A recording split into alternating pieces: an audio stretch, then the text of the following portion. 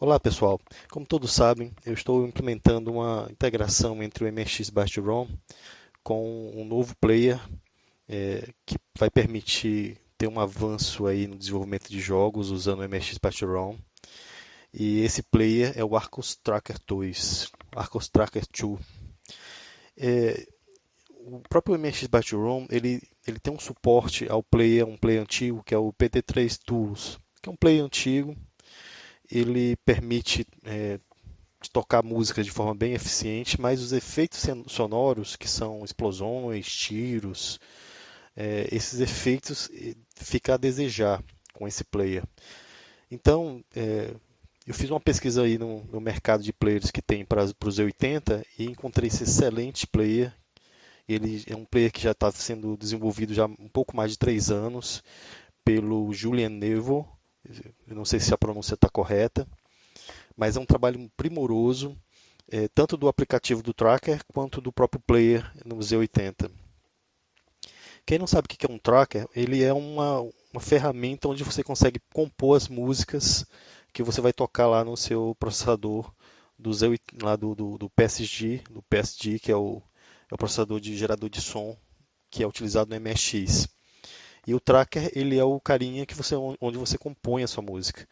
Já o player em si é o que você vai usar lá no seu código Z80, lá no seu código assembly, para poder tocar aquela música que você criou no seu tracker. É como se fosse o, o editor de texto e o outro é o documento, o Word, ou o documento de texto que você vai abrir no seu aplicativo aí de celular, por exemplo. Então aqui o Arcos Tracker ele gera esse arquivo da música que você vai tocar no seu player lá no seu código. E o Arcos Tracker ele libera uma série de players. Entre eles, um que eu escolhi para usar na integração foi a versão minimalista, que é uma versão que ele é bem desenhada para ocupar pouco espaço na ROM e também tem uma certa velocidade de execução, ele é bem leve, focado para jogos de 64 KB aí, que foi desenhado para esse tamanho aí de ROM. Então ele tem essas vantagens de que as músicas são menores, o próprio player é menor e tem os efeitos de som, que é o que eu me interessava aí com essa integração. Uma das dificuldades de quem usa o Arcos Tracker é que ele usa um compilador assembly muito específico, é, que é cross-plataforma, que é para que o Julian tinha almejado, né, porque ele queria também que pudesse compilar para outras plataformas, não só MSX, mas para quem utiliza os outros compiladores em assembly, como o Pasmo, por exemplo, tem uma certa dificuldade de usar o Arcos no seu projeto, né? Outro ponto também é que ele tem algumas particularidades de endereçamento de memória. Ele tem algumas vantagens e outras desvantagens. Alguns endereçamentos que são fixos e outros que ele consegue rodar na ROM sem estar tendo código auto modificável, né, que é um problema para quem gera arquivos ROM. Então ele tem algumas vantagens que são excelentes, outras desvantagens que deu um trabalho para poder conseguir fazer ele funcionar, mas eu consegui fazer funcionar. E eu quero que nesse vídeo aqui, esse aqui é o vídeo 1 de 2, a parte 1 de 2 vídeos, eu pretendo mostrar um pouquinho como é que é o Arcos Tracker, para que no próximo vídeo mostrar para vocês como é que foi feita essa integração aí que eu desenvolvi aí com o MSX Patch-ROM. Então o foco desse vídeo aqui é mais falar um pouquinho sobre o Arcos Tracker, né? É, as vantagens que ele tem, um pouco do funcionamento, como é que se importa um arquivo MIDI, por exemplo, como é que se compõe. E depois, no vídeo seguinte, eu vou falar um pouco mais aqui do player minimalista, com a integração com Bart-ROM. Então, como eu falei anteriormente, o Arcos Tracker 2 ele é cross-plataforma, que isso é excelente. O tracker dele roda o Windows, Linux e Mac, isso é muito bom. Ele permite gerações para o PSG, para o PSG, né, que é o processador de som do MSX. É, ele tem vários players, ele consegue importar de forma bem interessante arquivos MIDI, bem eficiente a importação deles, é impressionante a qualidade. Não é perfeita, mas excelente. É, tem alguns Ele tem o suporte a efeitos de som, que isso é muito legal também. Depois no segundo vídeo eu vou mostrar alguns exemplos para vocês. E tem também, ele consegue rodar o player diretamente na ROM. Então ele não tem código automodificado, isso é automodificável, então isso é excelente. Ele não, o tracker em si ele não é open source, mas os players são. Eles são open source e gera criados o código-fonte assembly para um assembler específico aí dele. Bem, esse foi um dos pontos que dificultaram a integração, mas que foi eu consegui vencer. Então eu vou mostrar para vocês aqui a carinha aqui do Arcus Tracker, essa aqui é a carinha dele. Essa tela aqui parece meio assustadora, né? Porque é muita opção, mas ela é relativamente simples. A parte central aqui ela parece muito com o, o tracker do PT3, né? Do formato PT3. Aqui embaixo você tem um piano. Tem um piano que você pode ajudar aqui a testar é só o que você vai fazer. Quando você toca aqui o piano, ele vai jogar aqui no. Esses são os três canais de som do PSG, do processador de som padrão MX1, os três canais, tá aqui. Aqui em cima você tem as trilhas dos três canais e as músicas são criadas em blocos. Então os blocos que foram sendo criados vão estar serão colocados aqui. Tal qual os trackers anteriores, ele permite aqui você colocar qual é a nota musical e alguns efeitos que você pode configurar. Aqui do lado esquerdo tem os instrumentos musicais que você pode criar novos aqui, configurar os instrumentos e tudo mais. Aqui, por exemplo, se eu colocar aqui, se eu tocar aqui a letra Z, ele vai considerar que é o Dó. Ele está colocando o Dó aqui na oitava, na terceira oitava, mas eu posso aumentar para a quarta oitava.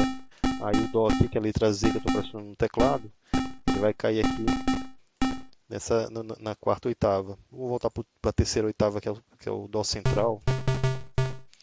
Se eu clicar aqui e mandar dar um play, por exemplo, um record aqui, ele vai começar a gravar. Eu vou colocar aqui, ele começa. Pressionei aqui Z, X, C, V, B aqui, ele foi colocando as notas musicais. Se eu coloco aqui, isso eu fecho, aí ele não edita mais, está no modo de exibição. Posso dar um play aqui e ele vai tocar a melodia. Isso aqui eu estou no canal 1. Eu posso ir para o canal 2 aqui e colocar, posso dar um record aqui e fazer o contrário. E aí se eu colocar um play aqui, ele vai tocar no segundo canal isso aqui. E aqui é o terceiro canal do PSG. Eu posso aumentar a velocidade ou diminuir aqui. Se eu colocar, por exemplo, colocar 5 aqui. Então, record. 5. Vamos ver a velocidade aqui do 5. Quanto menor o número aqui, mais rápido, pelo que eu percebi. Vou colocar 3 aqui, né? Bem mais rápido. Então, assim, a forma básica de edição é bem mais do que isso, assim, tem muito mais recursos, mas aqui para vocês terem uma ideia de como é que funciona essa tela, como é que você lê essa tela aqui, como é que ela é visualizada. Nosso objetivo aqui nesse vídeo é mostrar um recurso legal que é você pegar um MIDI que você baixou da internet aí e tentar importar aqui para o Arcus Tracker e com ele tentar depois exportar para você rodar no seu programinha Basic. Nesse vídeo eu vou mostrar só a importação do arquivo MIDI. Eu vou abrir aqui o OpenSong. Não vou salvar essa aqui, não vou salvar. Vou escolher arquivos MIDI. Eu tenho aqui o primeiro aqui, por exemplo, do Mozart, é o K545, bem famoso. Quando eu abro, a importação dele ele mostra quantos canais tem naquele MIDI. Nesse MIDI que só tem 2 canais. Então eu vou só dar OK, ele vai trazer os 2 canais. Importou. Tá aqui, ó, aqui são as notas musicais dos 2 canais que ele importou do MIDI. Aqui em cima tem todas as como se fossem páginas, né? Aqui é o start e lá no final ele vai ter o range aqui da música, final da música. E no final da música ele faz um loop automático. Aqui ele para cada canal ele dá mais ou menos uma ideia de quantas notas musicais tem. Ele tem uma codificação própria aqui para mostrar isso. Se eu der um play aqui de início, você vai ver como, vai escutar como é que foi a importação.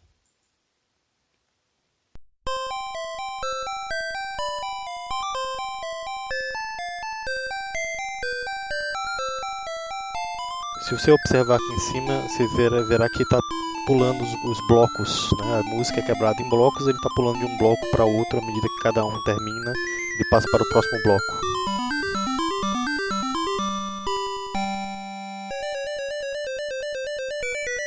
Essa velocidade aqui é a velocidade que está, deixa eu colocar aqui em Song Properties, ele está dizendo que ele está em 400, em 50 Hz. Ele vai tocar exatamente nessa velocidade se você estiver rodando numa máquina europeia, no MSX europeu. Se você for rodar num MSX brasileiro, por exemplo, que roda 60 Hz, essa música vai tocar um pouquinho ligeiramente mais rápida. Aí você poderia fazer o inverso, você poderia modificar a música para 60 Hz e ele vai rodar rápido, ele vai rodar normal, com a velocidade normal que você está ouvindo aqui na máquina brasileira, mas vai rodar um pouco mais lenta na máquina europeia. Então é uma opção sua. Ou você coloca 50 Hz ou você muda para 60 e aí ele vai alternar aqui. Aqui nesse caso ele vai rodar com 50 Hz, que é o padrão que é indicado pelo arco de prata, pelo Julian. Ele vai rodar nessa velocidade aqui.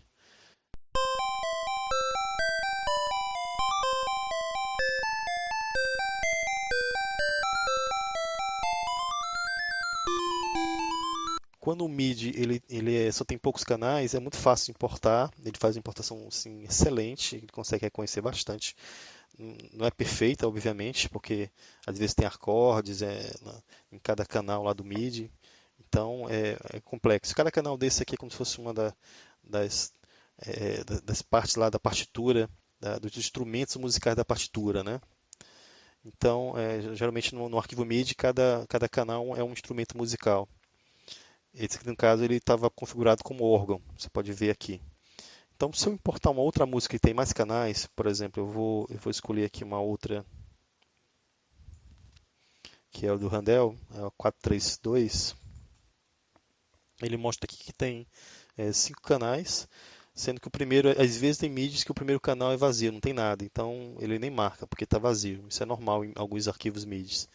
Se eu escolher, ele está dizendo aqui uma coisa interessante, para poder, se eu usar se eu deixar selecionado esses 4 canais aqui, ele vai ter que ter 2 PSDs, 2 processadores de som para poder tocar essa música. Mas aí é interessante você fazer essa primeira importação com tudo para você ter uma ideia de quais canais que der que você reduza para 3 canais, quais dos 3 canais você vai escolher depois. Vou dar um OK aqui. E ele trouxe aqui os canais, ele trouxe até 2 canais a mais que vazios aqui. Mas o importante é esse de 1 a 4, que são os 4 canais que eu selecionei. Se eu der ele bota os vazios porque são 2 PSTs, né? Então tem que dar 6 canais aí. São 2 processadores e 6 canais. Então eu vou dar um play aqui.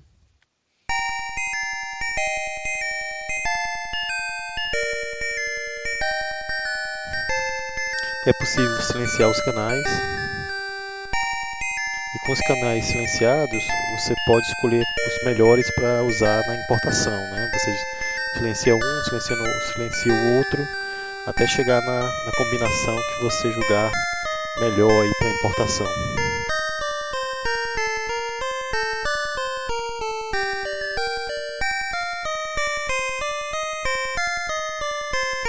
Chega aqui mais ou menos na página 4, o canal 3 fica vazio, ó. Fica só o canal 4. Então, se eu mixar os dois, ele vai juntar isso aqui. E nesse ponto, ele vai preencher o canal 3 aqui com as músicas do 4. Como é que eu faço isso? Eu vou importar de novo, vou abrir a música de novo, os MIDIs. Eu vou abrir aqui do Handel. Aí eu não vou selecionar o canal 5 e eu vou dizer aqui que eu vou mixar que o canal 5 ele seja ligado, ele seja juntado ao canal 4, ok? Então tudo que tem no canal 5 ele vai juntar, vai tentar mixar com 4. Nem sempre fica bom, mas porque os testes que eu fiz assim fica bem interessante. Eu vou dar um OK aqui. Então o que eu fiz aqui, eu desmarquei o canal 5 para não vir o canal 5, vai vir só esses 3 canais. Então ele contou que só vai ser só um processador do PST, só um processador de som. E ele vai juntar, vai pegar o canal 5 e vai juntar com 4. Então eu vou dar um OK aqui. ele juntou. Tanto que se eu for aqui na página 4, já vejo o que está preenchido, ó, o canal 3, onde estava vazio. O canal 3 que está preenchido com o que estava no canal, que é o 4, depois da importação, né? Então eu vou dar um play aqui do início.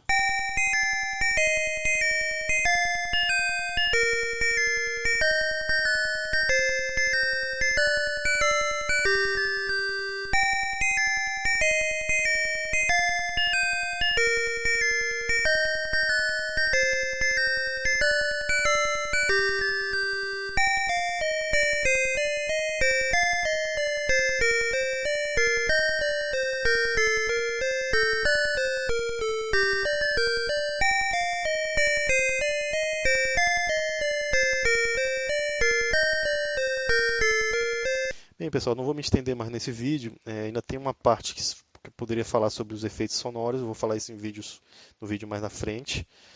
No próximo vídeo eu vou mostrar para vocês como é que eu consigo exportar esses mídias que eu gerei aqui, que eu importei no Tracker, como é que eu exporto no Minimalista e como é que eu compilo isso no meu programa Basic.